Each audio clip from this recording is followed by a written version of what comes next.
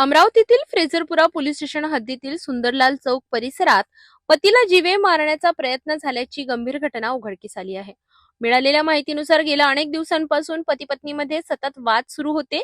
या सततच्या वादामुळे आरोपी महिला माहेरी जाऊन राहत होती। मात्र जखमी पती शेख जुनेद मोहम्मद शबीर राहणार अन्सारनगर हा अनेकदा तिच्या माहेरी जाऊन भांडण काढत होता। बुधवार 19 नोव्हेंबरच्या सायंकाळी देखील दोघांमध्ये मोठा वाद झाला।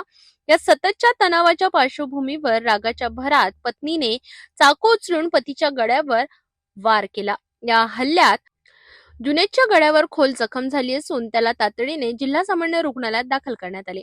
सुदैवाने त्याचे प्राण वाचले। दरम्यान या घटनेत आरोपी पत्नी विरुद्ध जीवे मारण्याचा प्रयत्न केल्याप्रकरणी BNS 109 अंतर्गत गुन्हा दाखल करण्यात आलाय। पुढील तपास फ्रेझरपुरा पोलीस करीत आहेत। दिनांक 19 म्हणजे काल रात्री 9:30 वाजता दरम्यान माहिती मिळाली की पती पत्नीत वाद झालेला आहे। अशा वादावरून आम्ही तात्काळ पोलीस, आमची बीट मार्शल, स्वतः आम्ही पण ACP साहेब, DCP साहेब स्वतः तिथे तात्काळ पोहोचले। घटनास्थळ जवळ असल्या, पोलीस स्टेशनच्या जवळ असल्या कारणाने लवकर पोहोचलो। तिथं पती पत्नीत वाद झाला आणि त्यामध्ये पत्नीने पतीला चाकूने मारलेला आहे, गळ्याला लागलेला आहे।